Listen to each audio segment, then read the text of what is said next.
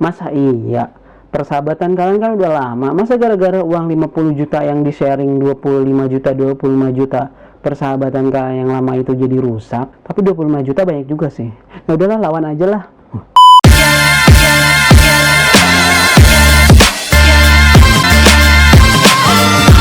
Oke, angkringan balik lagi.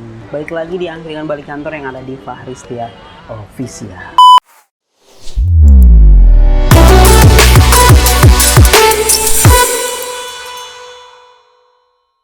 Nah, kali ini gue masih sendiri karena teman-teman gue masih sibuk ya. Karena kita sendiri, maka kali ini kita akan membahas permasalahan hukum sederhana yang ada di masyarakat. Nah, pembahasan kita kali ini didasarkan pada pertanyaan yang ditanyakan oleh temen gue sendiri kepada gue. Tapi gue nggak mungkin spill namanya karena kalian juga nggak bakalan kenal kan.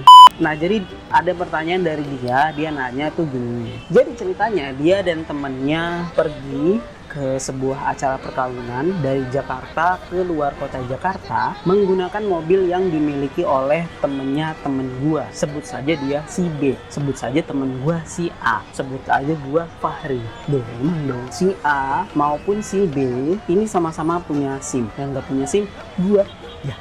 Nah, ketika si A ini nyetir, si B ini tidak menolak, jadi membiarkan saja. Nah, kemudian mereka berdua jalan, nyetir lewat tol, perjalanan lancar, penggunaan lajur lancar, kecepatan normal. Tapi permasalahannya adalah kondisi hujan. Nah, ternyata malang tak dapat ditolak, mobil yang dikendarai si A dan si B ini mengalami kecelakaan di tol, tapi kecelakaan tunggal, menabrak pembatas jalan dan mobilnya ringsek. Masa bukan gua yang ringsek?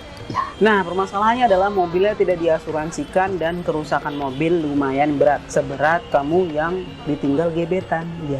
Jadi harus ditowing dan dibawa ke bengkel. Nah, permasalahannya muncul di sini. Gimana? Towing itu kan gak gratis ya kalau nggak diasuransiin ya. Jadi biaya towing, kemudian biaya perbaikan di bengkel, itu semua ditanggung oleh si A, temen gua yang nyetir. Bukan temen gua, si B yang punya mobil. 100% ditanggung oleh temen gua, si A ini, karena dia merasa bertanggung jiwit, bertingging jiwit. Dia cerita biayanya cukup tinggi, habis sampai 50 jutaan plus lah. Tapi permasalahannya dari hasil perbaikan tersebut selalu ada komplain. Ya, dia bilang perbaikannya jelek lah, terus nggak proper lah, minta request yang bisa diganti harus diganti, jangan cuma diperbaiki lah. Yang membuat kalau diturutin ini tuh nambah kos lagi. Jadi temen gue tuh harus bayar lagi. Masalahnya temen gue ini merasa terintimidasi gitu. Dia sudah bertanggung jawab karena merasa bersalah gitu, tapi kok nuntut-nuntut terus gitu. Tapi dia juga merasa kalau kesalahannya tuh nggak 100% di temen gua, si yang nyetir mobil ini, si A ini. Ya kalau bisa jangan dia sendirilah, sharing cost bersama, kan mobilnya bukan mobil gua, kata dia. Kalau mobil gua sih nggak apa-apa ya, jangan deh, masa mobil gua rusak. Tapi masalahnya si B ini ditagih nggak mau. Nah, temen gua nanya bagaimana cara menyelesaikan permasalahan tersebut. Goalsnya adalah si A ini mau sharing cost, sehingga uangnya yang udah dia keluarin untuk bayar biaya perbaikan mobil di bengkel itu bisa dibagi dua dengan temennya si pemilik mobil ini. Nah, yang ini kita bahas dulu ya. Terkait kecelakaan lalu lintas, kita harus mengacu pada Undang-Undang Nomor 22 Tahun 2009 tentang LLAJ, lalu lintas dan angkutan jalan. Nah, berdasarkan Undang-Undang LLAJ ini terdapat beberapa hal yang perlu diperhatikan oleh orang yang mengemudikan kendaraan bermotor di jalan, yaitu ini berdasarkan pasal 106 ya. Setiap orang yang mengemudikan kendaraan bermotor di jalan wajib (2). Oh iya, by the way, kendaraan bermotor yang dimaksud dalam undang-undang ini adalah setiap kendaraan yang digerakkan oleh peralatan mekanik berupa mesin selain kendaraan yang berjalan di atas rel. Jadi kereta itu tidak termasuk kendaraan bermotor. Jadi dalam case ini mobilnya si B atau mobilnya temen gua termasuk kendaraan bermotor. Sepakat atau undang-undang?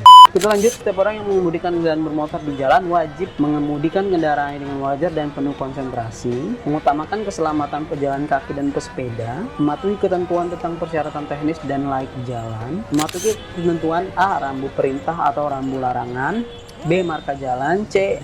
alat pemberi isyarat lalu lintas, D. gerakan lalu lintas, E. berhenti dan parkir, F. peringatan dengan bunyi dan sinar, G. kecepatan maksimal atau minimal, dan atau tata cara penggandengan dan penempelan dengan kendaraan lain. Nah, berdasarkan cerita yang gue terima dari temen gue, sepertinya hal-hal tersebut sudah dilakukan oleh temen gue sebagai pengendara di jalan. Jadi lewat nih.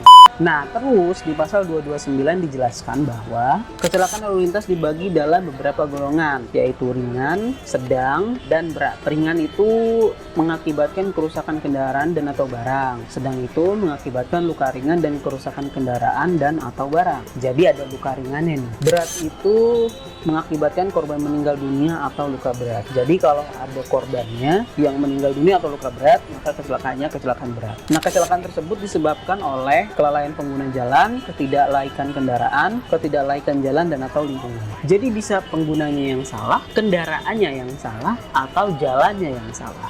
Tapi cinta tidak pernah salah. Kemudian di pasal 234 dijelaskan bahwa pengemudi, pemilik kendaraan bermotor dan atau perusahaan angkutan umum bertanggung jawab atas kerugian yang diderita oleh penumpang dan atau pemilik barang dan atau pihak ketiga karena kelalaian pengemudi, kerusakan jalan dan atau perlengkapan jalan karena kelalaian atau kesalahan pengemudi, kecuali adanya keadaan memaksa yang tidak dapat dielakkan atau di luar kemampuan pengemudi. Misalnya longsor atau ada bencana alam disebabkan oleh perilaku korban sendiri atau pihak ketiga. Jadi misalkan memang yang ditabrak ini ngaco nih, main HP misalkan gitu kan, atau mabuk-mabukan, disebabkan gerakan orang dan atau hewan maupun walaupun telah diambil tindakan pencegahan. Misalkan lagi jalan di jalan nih, lagi bawa mobil, tahu-tahu dia lewat, ada kambing jalan, dia agak melambat, tapi kambingnya malah nyerang mobil ya. Kenapa lambat?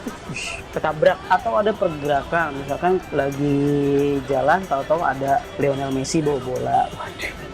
Oh ya, by the way, pengemudi di sini juga sudah didefinisikan, yaitu pengemudi adalah orang yang mengemudikan kendaraan bermotor di jalan yang telah memiliki surat izin mengemudi. Kemudian penumpang di sini juga sudah didefinisikan, yaitu penumpang adalah orang yang berada di kendaraan selain pengemudi dan awak kendaraan. Nah, berarti bisa disimpulkan kalau berdasarkan undang-undang LLAJ ini, teman gue adalah pengemudi dan temannya adalah penumpang sekaligus pemilik kendaraan. Nah, pertanyaannya adalah bagaimana kalau penumpangnya ini adalah sekaligus pemilik kendaraan? Ya. Nah, karena di pasal 234 itu frasanya adalah dan atau, jadi bisa kumulatif, bisa pilihan. Artinya si pengemudi atau si pemilik kendaraan secara sendiri-sendiri atau bersama-sama bisa melakukan penggantian kerugian kepada penumpang. Dalam hal ini ya korbannya lah ya. Nah, ini juga termasuk kalau penumpangnya adalah pemilik kendaraan itu sendiri. Berarti dia bisa aja ganti rugi sendiri atau bisa bersama-sama dengan pengemudinya atau pengemudi sendiri yang ganti rugi. Nah, sayangnya dalam penjelasan pasal ini tidak ditemukan penjelasan lebih lanjut mengenai kapan kerugian tersebut diganti oleh pengemudi sendiri, kapan diganti oleh pemilik kendaraan sendiri, atau kapan diganti oleh si pengemudi maupun pemilik kendaraan secara kumulatif. Jadi kondisinya ini tidak dijelaskan secara detail di penjelasan undang-undang ini. Artinya bisa berdasarkan kesepakatan antara si pengemudi dengan si pemilik kendaraan untuk memberikan ganti kerugian kepada si penumpang. Penumpang dengan pemilik kendaraan ini bisa kompromi untuk mengganti kerugian yang diderita oleh si pemilik kendaraan itu sendiri berdasarkan kesepakatan.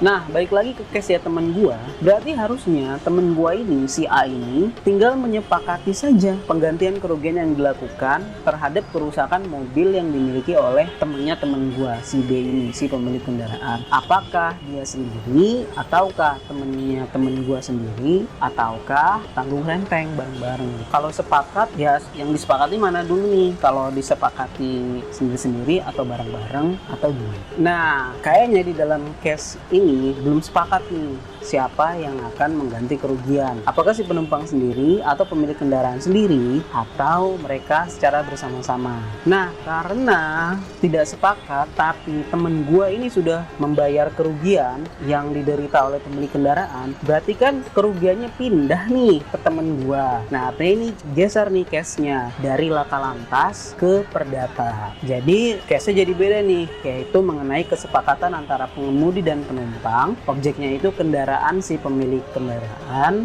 prestasinya adalah sharing cost untuk membiayai perbaikan kendaraan. Saran gue ke temen gue adalah sabar-sabar aja. Kenapa gue bilang sabar? Karena ini kan temen gue nagih terus ya, minta untuk diganti uangnya untuk sharing cost. Tapi kan temen gue ini kan menolak terus dengan alasan kesalahan 100% ada di temen gue si pengemudi. Dia nggak mau taunya mobilnya beres. Nah ini kan pasti akan ada penolakan yang intimidatif. Makanya gue menyarankan ke temen gue untuk sabar, jangan sampai dia terpancing. Karena kalau terpancing dan misalnya ikut permainannya temen gue ini, takutnya muncul nada-nada ancaman dari temen gue. Khawatirnya bisa dijadikan alat bagi temen gue ini untuk mengajukan serangan balik, counter attack. Jadi sabar, banyak berdoa. Kemudian gue juga menyarankan untuk tidak lagi mengeluarkan kos-kos tertentu yang menambah pengeluaran yang jadi objek gugatan. Jadi kalau misalkan 50 juta something ini udah dikeluarin dan lu udah bayar ke bengkel, dan temen gue ini tetap minta, misalkan yang sudah diperbaiki minta diganti, which is itu akan menambah kos yang harus lu bayar lagi ke bengkel, lebih baik ditahan dulu untuk mempermudah perhitungan kerugian yang lu derita jikalau nanti benar-benar diajukan ke pengadilan. Jadi kita tahan di status quo dulu deh. Tapi gue tetap menyarankan supaya permasalahan ini diselesaikan secara kekeluargaan. Masa iya persahabatan kalian kan udah lama, masa gara-gara uang 50 juta yang di sharing 25 juta persahabatan kalian yang lama itu jadi rusak? Tapi 25 juta banyak juga sih. Nah udahlah, lawan aja lah. Nah tapi kan itu kan pendapat gue untuk menyelesaikan permasalahan teman gue ini nih. Kalau menurut kalian pendapat gue salah, silahkan tuliskan komentar di bawah. Kalau menurut kalian betul, silahkan tuliskan komentar di bawah. Atau kalau kalian merasa bingung, silahkan tuliskan komentar di bawah. Kalau kalian ada pertanyaan lain, kalian juga bisa bertanya melalui kolom komentar di bawah.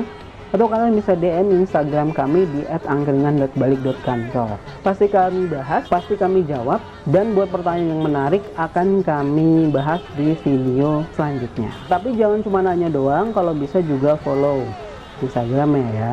Kami juga punya podcast, cari aja di Spotify Angkringan Balik Kantor. Jangan lupa follow dan dengerin terus episode-episodenya sampai kuping kalian berdarah-darah. Oke gitu aja mungkin, terima kasih yang udah dengerin dan udah nonton. Assalamualaikum.